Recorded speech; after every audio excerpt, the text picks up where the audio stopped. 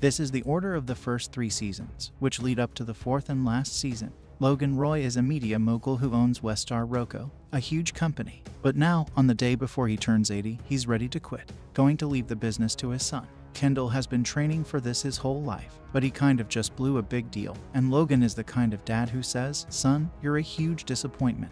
You just don't have that drive to kill." So, his dad calls a family meeting where he says, "I'm not sure I'm going to." So now that Kendall is no longer the obvious winner, his brothers are ready to fight for the top spot, and it's Game of Thrones. In the business world of today, Logan's oldest son from his first marriage, Conroy, doesn't work in the company. He is following his own path. Roman, their younger brother, is a mess who doesn't take anything seriously. But now that everyone knows, he's like, yeah, why not me? Their sister Shiv doesn't work at the company. As a political advisor, she has done well for herself. But now that the CEO job is open, she says, yeah, I'd kill it. Shiv's Tom's girlfriend, WMS, Gams, is moving up in the business world. He grew up in the middle class and really wants to impress her dad, who is rich and strong. Greg, who just lost his job at Waystar and came to ask his uncle for a new one, is the newest member of the inner circle. But it's funny that Greg isn't used to this fast-paced New York life. Tom is the one who looks out for Greg and kind of picks on him, but he says, "Nah, man, I'm just teasing you.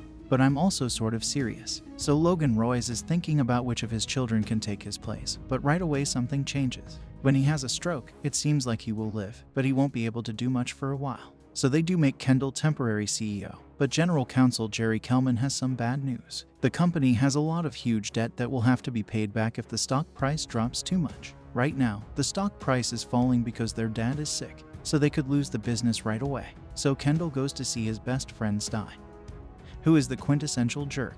Also, the show's risks aren't that high because they can sell out at any time and retire as billionaires. Before this family, money was a given, but now they want power and status. So Kendall talks Stu out of buying them out and into staying in the business to save it. Kendall is doing a good job, but his dad doesn't think so. He moves quickly to get better so he can get back to work and start working against Kendall. He makes it clear that he isn't going to retire soon, so Kendall will have to push. He works with Frank, who has been Logan's top assistant for a long time, to stage a coup and get the board to vote to get rid of him because of health worries. One of the people they want to vote for them is Logan's brother Ewen, who is Greg's grandpa. Ewen is a very grumpy man who hates his brother Logan with a passion. So Kendall goes in and says, "Help me push him out." But the is like, "Whoa, dude, that's gross. I don't like you either." But they have the numbers even without him.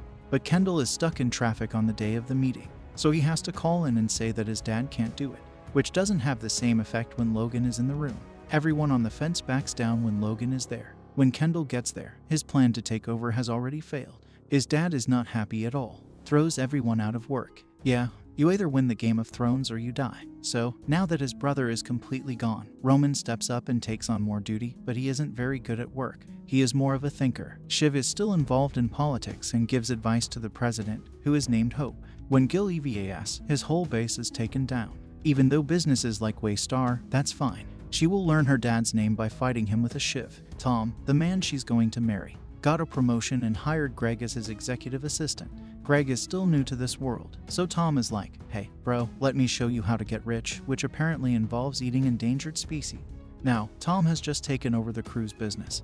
But back in the 1980s, he gets some bad news. There was a lot of sexual abuse that was hidden, and it's a big story waiting to happen. So Tom makes Greg throw away the proof, but Greg is smart. He chooses to keep copies and make changes. Kendall has been doing his own thing and trying to make a new name for himself as a cool venture investor. Now, he meets Sty, who has something to say. Sandy Furness, whose father was his father's biggest business foe, gave him the money he used to invest in secret. So, he and Kendall have enough stock between them to do an aggressive takeover and get their dad fired so Kendall can take his place. So, Shevin, everything comes to a head. Even though there was a lot of family drama, Tom's wedding was a beautiful event. Roman thinks it's funny to bring us the girl from Tom's bachelor party a day later, but the satellite launch he rushed as a wedding present does not go. Willa, who has been Connor's girlfriend for a long time, is his date, but she is less of a girlfriend and more of a prostitute. But they just made a big change from being a casual escort to being a full-time sugar baby. And when Connor meets the politician Gil EVAS, he realizes he wants to go into politics. Even the connection between the President of the United States and Tom Schiffman is complicated. She loves him, but she has been cheating on him with her friend for the whole season. But she didn't think it was a big deal. It's like saying, "We're rich." I thought it went without saying. We could hook up with anyone we want. "Oh, I didn't know that." But Kendall's aggressive takeover of the family business is the most exciting thing. It's like, "Bro, it's my wedding night," and Kendall feels bad. "Sorry. It's nothing personal." But that's where the family business runs into trouble. It's not just work, it's also family. Kendall used drugs a lot, but he's been clean for a while now. But after getting fired, he decided being sober is lame. Tonight, he is very drunk and drives with the chef to get more drugs, but they crash into a river and Kendall is the only one who gets out alive. But Kendall, the poor kid, doesn't know what to do, so he goes back to the wedding and dances. But by the next morning, he is freaking out. Kendall's role has already been covered up by his dad's security team. "It's okay, son. Kendall needs to have her dad take care of it right now." Hurries back to his father's arms. So, in season 2, Kendall says she doesn't want to take over. He's going to the gym. Waystar. Again, a shell of a person just does what his dad tells him to do. Even though Dewey and Sandy are mad at him, this doesn't stop the takeover. It just makes it harder. Going to take a long time. So Logan calls a meeting of his family and asks, "Hey, do we want this fight? Or is it time to take our billions of money and run?"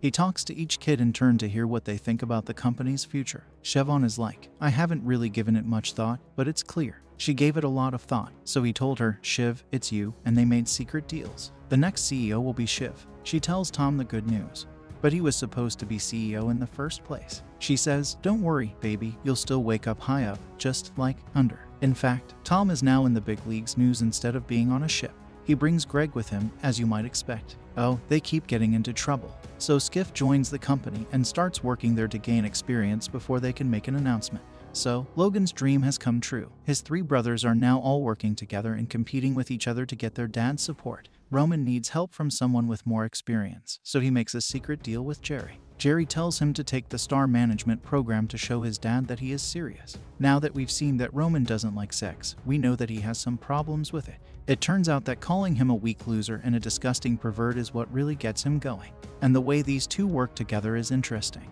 This season, the main goal is to stop the takeover. Logan's plan is to grow so big that they can't be taken over. So he wants to buy Pierce Global Media, which is their biggest news. But Nan Pierce wants to make sure that her company will be in good hands. So they have a rich family reunion where the Roys have to act like good people for the weekend. They make friends with their bizarro selves. Kendall's is Naomi Pierce, who is also a recovery junkie, but not right now, since they both come from messed up rich news media families. They decide to date for the rest of the show, just in case. Kendall does have an ex-wife and a couple of kids, but that doesn't come up very often, so they impress to end enough. She is ready to sell if Logan chooses a new leader. Sean, his daughter, is a left-wing woman. This shouldn't be a problem, since the ship is already in the air. But Logan won't do it, and he's ready to blow the deal up over it. So Shiv figures out that her dad has changed his mind. If he ever really meant what he said to begin with, she will have to fight for the job if she wants it. Now, the pie steal is still going to happen because Logan is talking to their CEO, Raya Jarrel, through a back route. But just as Na is about to sign, a big bomb goes off and the crew's story finally comes out in the open. It's not that bad anymore. Even though they don't have proof, the deal falls through because of the claims. After this, Logan hires Rhea to work for him. In fact, they start sleeping together, which is not something that his wife Marsha likes. But now that their dad likes her more than anyone else, the kids work together to kill her. They don't really mean to kill her, but they say that a lot to mean that she should get fired with a golden parachute. So Rhea throws Logan a big surprise party, and Roman buys him the wrong soccer team. And Kendall does a very embarrassing thing. Shiv doesn't stop Logan from naming Rhea as his replacement, even though she knew the crew's story was about to blow up, which hurts Rhea's time in office, and she quits right away. And this time, Congress is holding hearings to find out what's going on. They say that it was all Lester's fault because he was in charge of trips at the time. They say that top management didn't know, but if they called him Uncle Mo, it's hard to say they didn't know he was a Mo Lester. So, they all go out on the boat for a big family meeting where it's basically decided that someone needs to go to jail. Everyone talks about how they think it should be in a very nice way. Almost everyone besides that. Logan himself was, of course, not a choice. So his loyal son Kendall is ready to make a sacrifice for the team.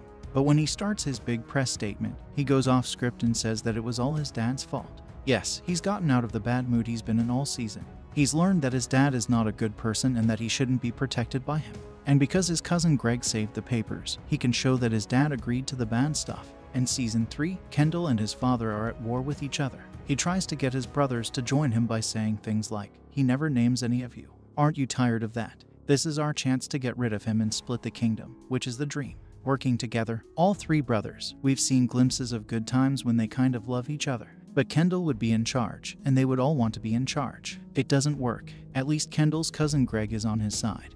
But Greg isn't too sure about it. He is trying to get along with everyone as long as he can. Finally, Logan calls him in for a meeting and says, "Hey, kid, I like you, but if you don't take this promotion and join my side, I'll kill you." Grandpa Ewing, on the other hand, doesn't like it when Greg sides with his bad brother. So, he leaves nothing to Greg and gives everything to charity instead. Greg spends the whole third season trying to sue. Tom gets points with Logan by offering to go to jail if someone else has to, but then he spends the rest of the season freaking out about it. Now, the first part of this war is being fought in the media, and Kendall is trying to brand himself as the cool, aware CEO who's going to take down the crooked establishment. Of course, his dad fights back, and Kendall laughs off most of it, except for the very important emotional stuff that hurts Kendall's feel.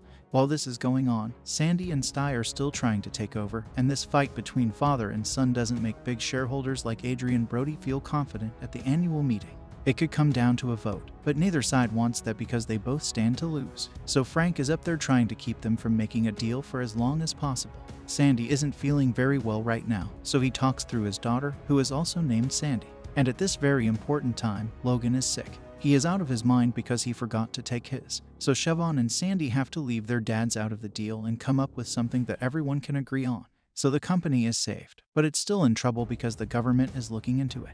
Usually, Logan can go to his friend, the president, to get this stopped. As the owner of a news network, he has a lot of power over the president's support numbers, as we've seen before. He has put the president on hold, but that doesn't mean the president can stop the probe. So Logan hits him hard. His popularity goes down. He went after them so hard that they chose not to run again. So, the Roy family goes to the secret meeting where the next Republican will be chosen. No, the kids all talk about why their favorite candidates should win. Connor's top choice is, of course, Connor Roy. Yes, he has been running for president the whole time.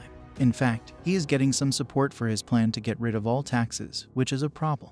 He doesn't have any experience, but he looks like he could be president, so it's a maybe. But when Kendall finally gave Greg's papers to Greg, it turned out that they didn't directly point the finger at his dad.